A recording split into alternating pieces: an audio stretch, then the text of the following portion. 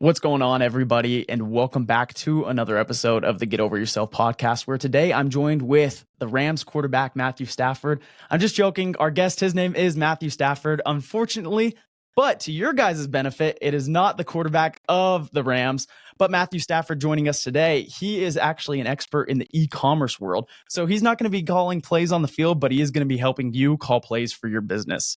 Matt is a mad scientist behind the data and development of the BGS Revenue Optimization System, as well as the Revenue Optimization BGS team of over 40 full-time experts. Although he won't tell you himself, he's also become known as the top Shopify optimization expert in the game and spends a ton of time turning away people that want to work with him.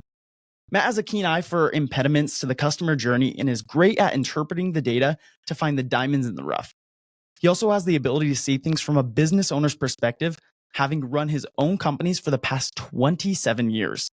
Almost every other expert in the e-commerce education industry has been influenced by the No-B.S data-driven results and insights shared by Matthew Stafford and build, grow, scale.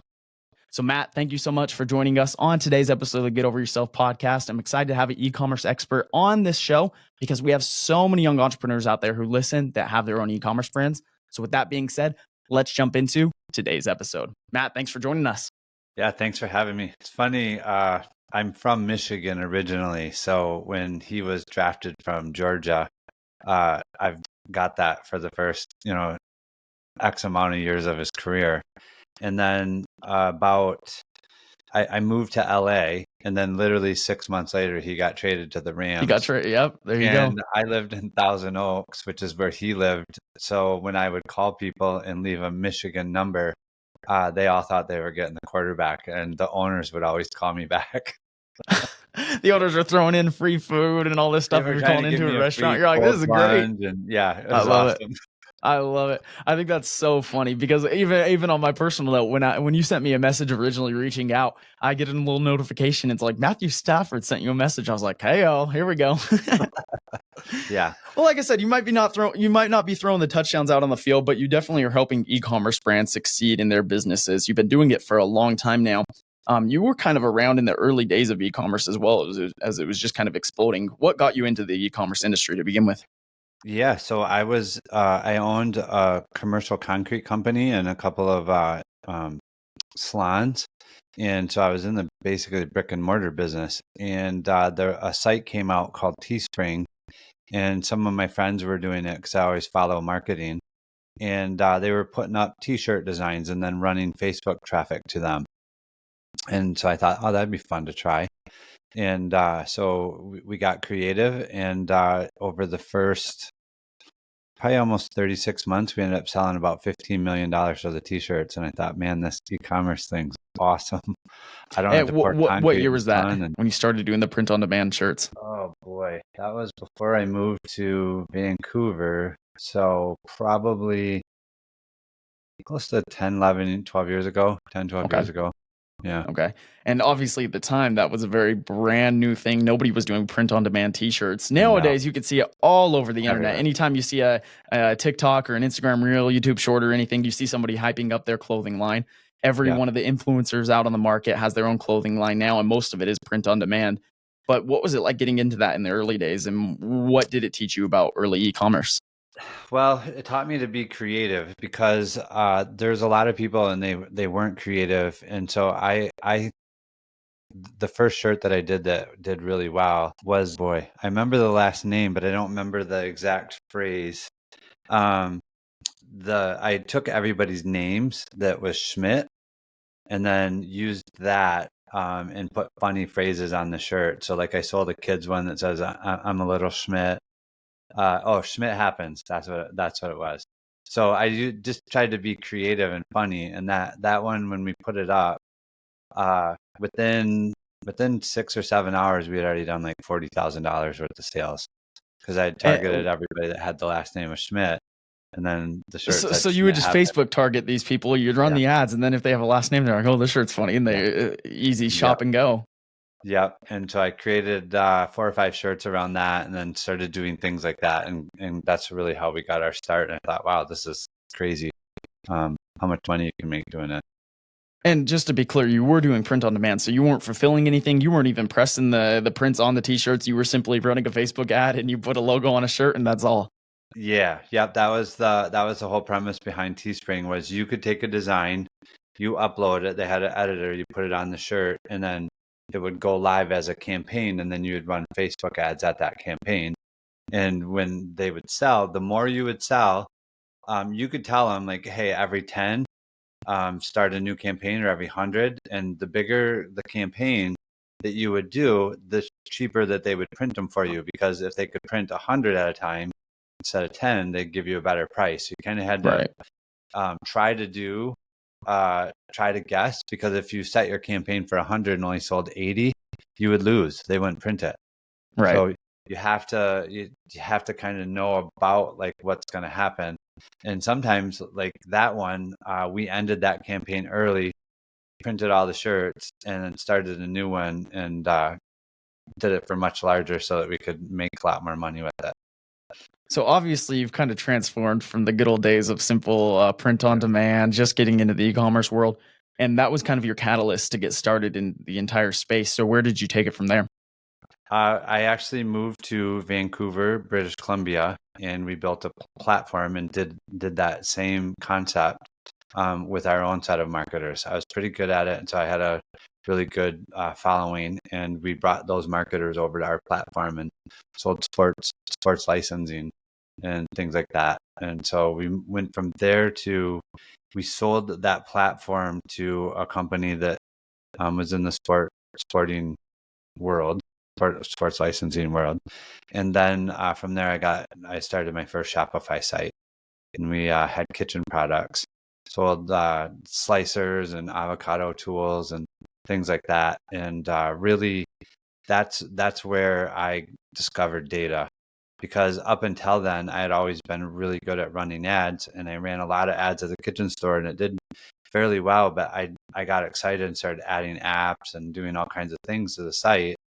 And what I didn't realize, like this tells you how little I really knew. I didn't even know what cache was on a site.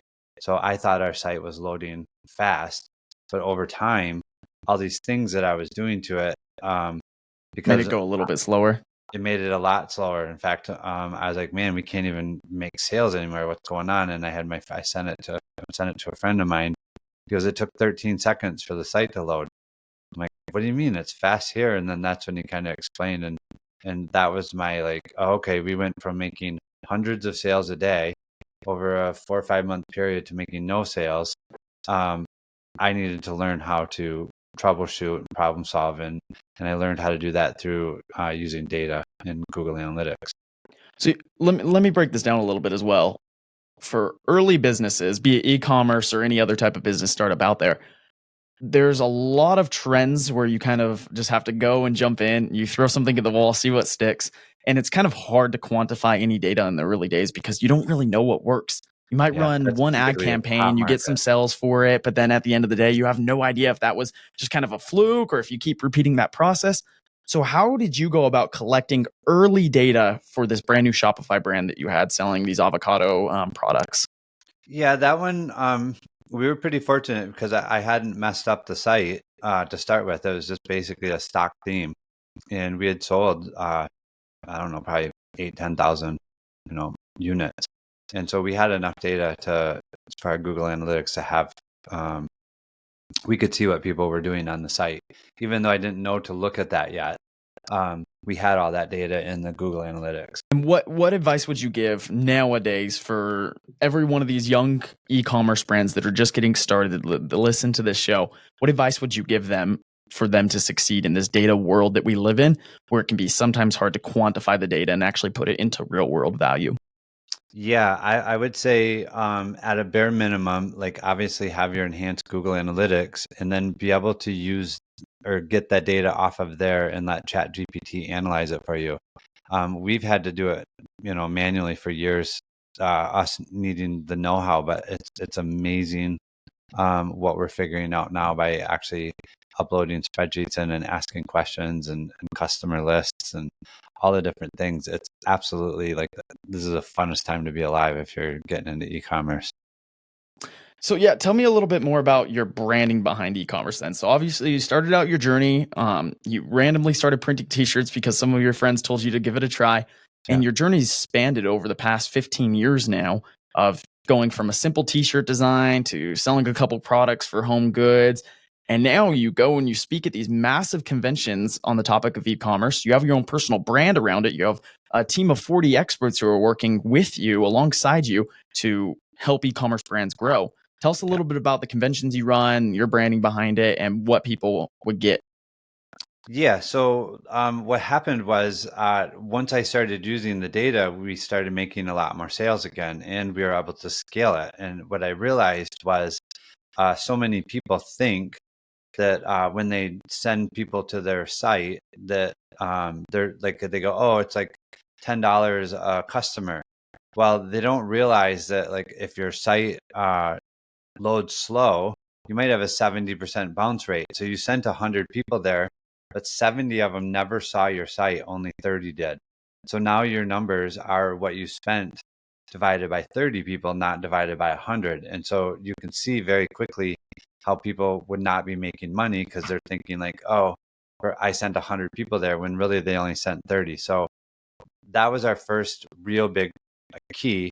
We took our site from 13 seconds to 2. And when we did that, we doubled the conversions. Well, now we only had a 35 or 40% bounce rate. So now twice as many people were seeing our site. And so obviously we were making twice as many conversions. And so there's a whole bunch of little things in there that people just don't realize that that's why you're not making money, or that's why you're not successful. And so what I did is after I did that to our site, I had some other friends that had Shopify sites. I said, hey, I think I'm onto something here. Let me play around with your data. And if we can, fix stuff, then you can pay me to do it. And if not, I did it for free. And they're like, okay, let's do that. And so the very first one I did, they were doing about 400,000 a month in sales. They thought they were doing really, really good. And within 6 months, we had them at 2.7 million a month. So what was the product they were selling online? They were selling print on demand shirts, tumblers, hats. Okay. And so kind of like random company merch that you would get embroidered with some kind of logo, and they would sell all that. Yep. Okay. And they had a really good audience. Like they were doing decent at 400 grand. They thought they were big, but within 6 months we had them doing 3 million a month. And then they went off, they went off the deep end and really, really took it large. So that was the first one. The second one was a company called Organifi. I helped them go in. In fact, if you go to our homepage, the owner of Organifi left a testimonial that I have on our homepage. We took them from sub 1% conversions to 2.5%, and on a $146 average order value, that was substantial and grew them. They ended up doing the year that we started helping them, they had done 2.75 million. And within 90 days, we had them at a $9 million run rate, and they ended up doing 16 million that year.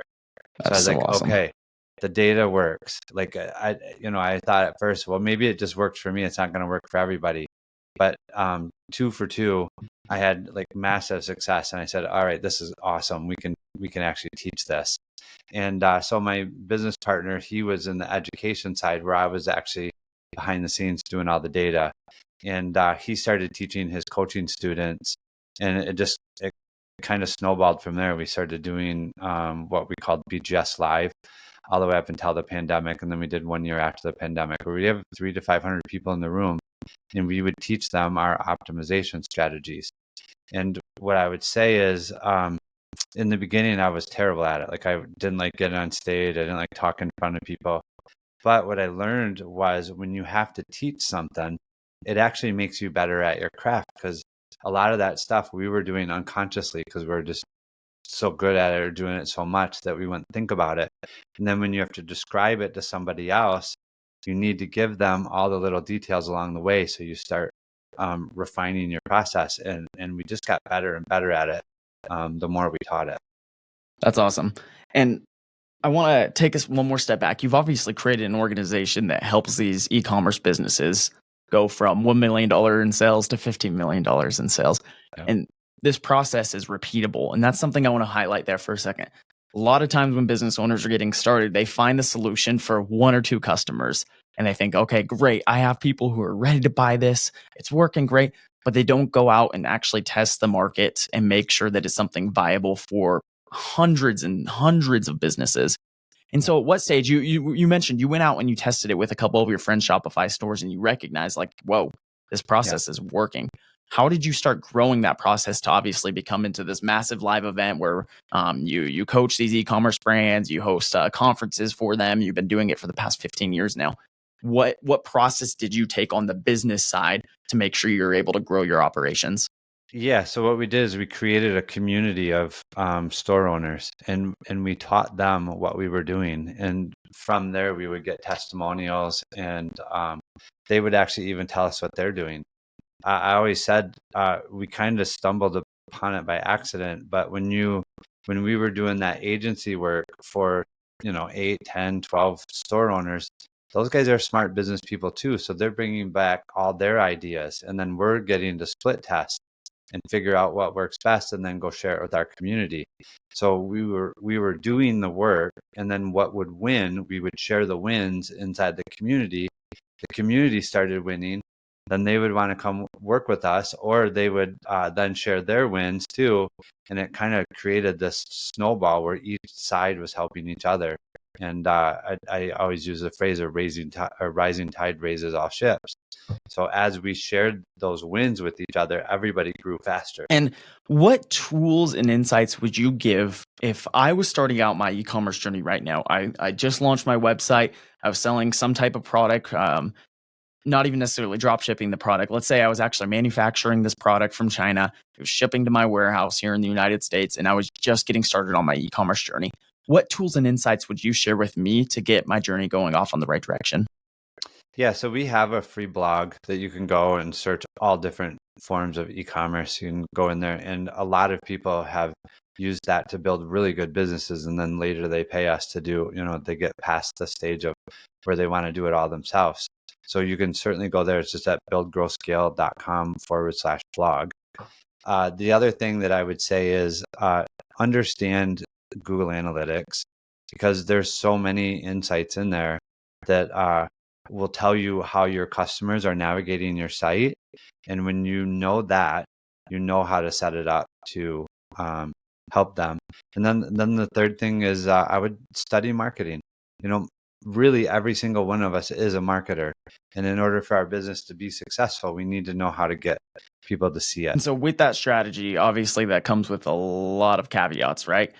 Be a better marketer. That's an entire lifelong pursuit there. So if I was getting started right this second, besides the resources you guys already have online, what would you tell me as a business owner? What are like a simple tip and a simple strategy you would tell me? This is what you should get started with today in order to get your site launched. If I just launched a website, I haven't even made a sale yet, what would you tell me? Yeah, so I would do a couple things. I would know who the top 2 or 3 people are in the space.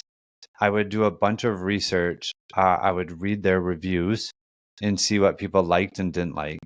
Then I would go find a similar product on Amazon, and I would look at all the reviews there, and I would use the language from all of those reviews to write my product descriptions and have my products.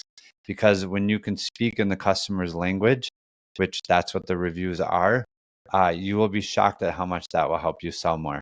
And so it might take you from a site that's not making any sales or very low sales to a site that's making enough to give you a little more runway to go ahead and learn from. But that's the very first thing I would do. You can model what works. I love that idea. It's a piece of advice I actually just recently shared with a friend of mine as well.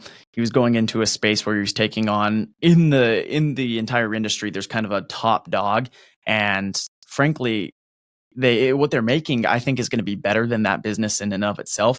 But they were kind of copying the exact same strategy that business was doing. And I said, well, if you're going to make the exact same product and they already have their product market fit, everyone's always going to choose them. So my piece of advice to my friend here was, you have to go on places like Reddit. You have to go on these online reviews where people are brutally honest about a product and find what they're saying, find out why they absolutely love the product. But even more importantly, go find out why they hate the product and then go improve it from there. Yeah, 100%. And it works every time. It does. Because people, especially in places like Reddit, I think that is the most like truthful, like brutally honest place anyone could ever go to. It's better than any other platform, in my opinion, because people will start their entire subreddits based upon one simple product or one simple business, and they will tell you exactly the steps on why they hate that business. And so that would be my advice for everyone out there, is just get started by searching on Reddit and all these other groups to find out what the issues are. Yeah, success leaves clues, so you can see what's working, what's not working, and you're speaking in the customer's language. Exactly. If you can understand what the customers are upset about, then you can go forward and using their same exact language say, all right, you're upset about the deliver time. It took too long to actually get to your house. We can solve that issue. Or the website was too confusing. The checkout process was too hard. Okay, beautiful. We can go solve that issue too. Yeah, I always say if you can describe the problem better than the customer can describe it, then you become the automatic solution. So when we understand like what the customer is struggling with, and we talk about that in specific terms, they automatically are going to be like, oh, okay, these people get me. I love it. I love it. So Matthew, as we're closing out on today's episode here on the Get Over Yourself podcast, once again, you're an expert when it comes to the e-commerce world. What one piece of advice, if the entire world could listen to you right now, what one piece of advice would you tell them, and why would that be? About e-commerce, or just one piece of advice? Let's say one piece of advice in general. Okay, I would say believe in yourself and just take a chance, because so many times I think probably the most frustrating place in life is to be smart enough and talented enough, but too afraid to take a chance. And so just take the chance. Like so many times we convince ourselves like, oh, if I do that and I fail, then I'm a failure. It's not. That's just you got some feedback on what worked and what didn't work. You can always take another chance and another chance until you make it. And you know what my one addition to that would be? Is yes, they probably are a failure. They did fail, but great. I love failing. Failing's my favorite thing. That's the fastest way to learn. So fail in the right direction. Make sure you fail forward. That's the best quote. So thank you so much, Matthew, for sharing those insights with us today. As always, everybody, I'm going to include Matthew's description down below in the episode. So you guys can go find his website. If you ever want to reach out, I'm also going to include his social media channels below. Matthew, thank you so much for joining us on today's episode of Get Over Yourself podcast. And guys, we'll see you next week. Look at that. Almost exactly 23 minutes. I love it. That was perfect. All right, cool. That was perfect. Well, awesome. Yeah, like I said, this will come out at the very beginning of